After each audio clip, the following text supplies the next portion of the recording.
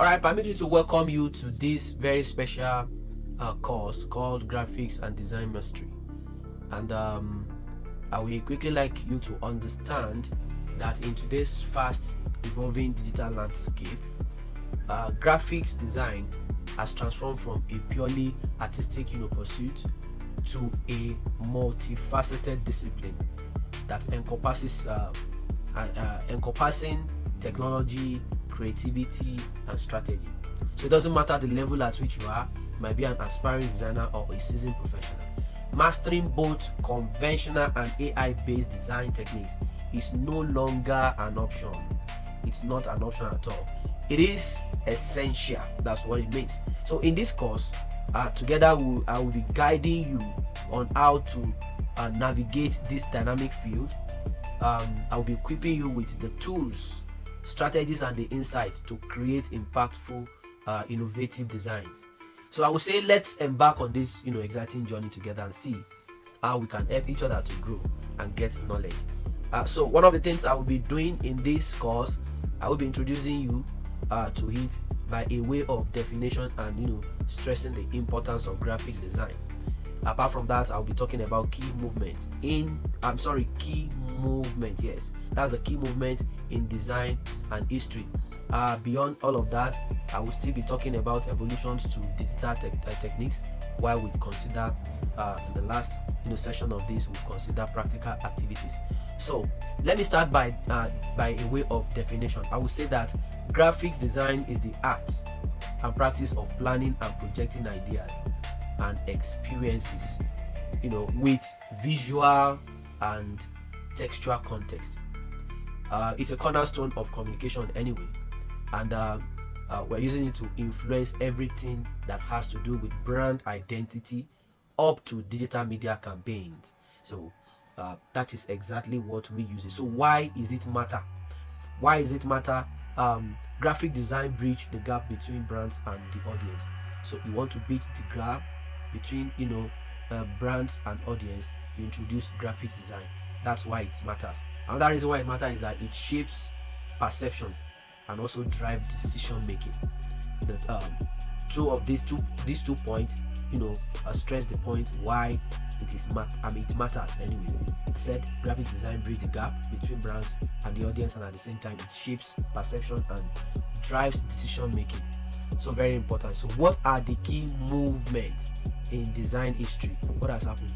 Understanding design evolution will provide us with context and inspiration for modern day practices.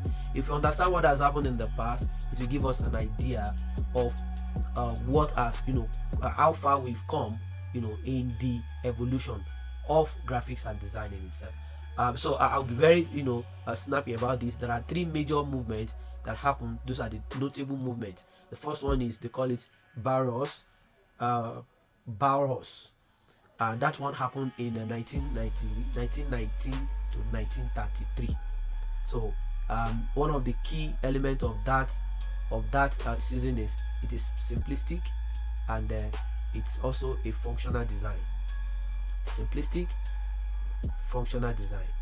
The second movement happened, and we call it modernism, and this happened in between 1940s and 1960s. Clean lines and minimalism.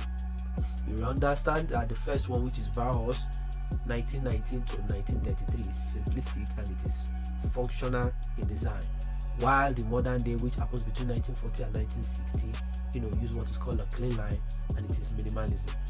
The third one is called postmodernism. So, and this one happened 1970s to 1980s. It is bold, it is eclectic, and at the same time rule breaking.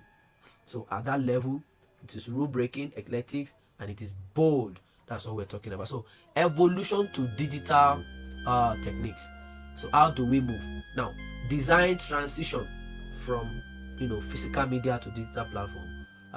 And this one offer what is called unprecedented flexibility and scalability. The moment it moves straight from the traditional way of to a digital techniques, it gave us a room to do what? To scale, and gave us room for flexibility.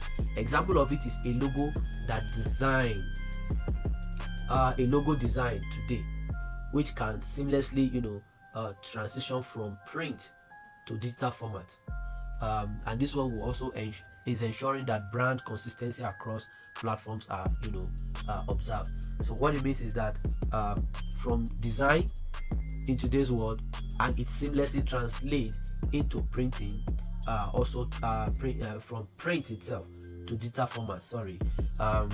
And the essence of that is actually to bring in consistency across every platform that is being used. What's the practical activities we have in this? We can research and recreate a design inspired by historical movement. Another thing we can do is to design a simple logo using traditional method like sketching. We can use sketching to do that. These are the two ways in which you can, but I will come to that. I'm not going to do the traditional sketching because I'm more interested in the technical part of it, so we'll come back to it. So let's look at the we'll talk about the second part of it, the conventional design and techniques. So under this, we'll be talking about the core principles of graphics design. We'll talk about basics of color theories and typography. Then we'll talk about the design process and practical activities. So let's start with the core principles of graphic design. Now, effective design will always adhere to principles, and those principles are like balance, contrast, alignment, and this balance and contrast can come in different form and shape. I will get there when we get to example. These principles ensure visual harmony among all the elements that comes together, and not just that, it also inspire audience engagement with your design.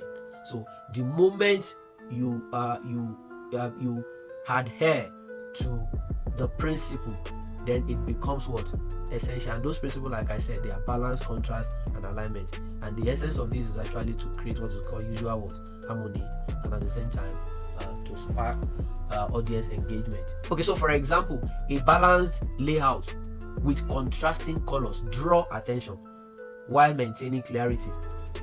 It has what? A balanced layout, but with contrasting colors, and by so doing, it draws attention while we are still maintaining clarity.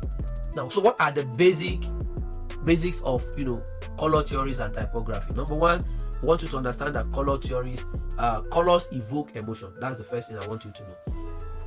Colors, evoke emotion, and warm tones like red, orange.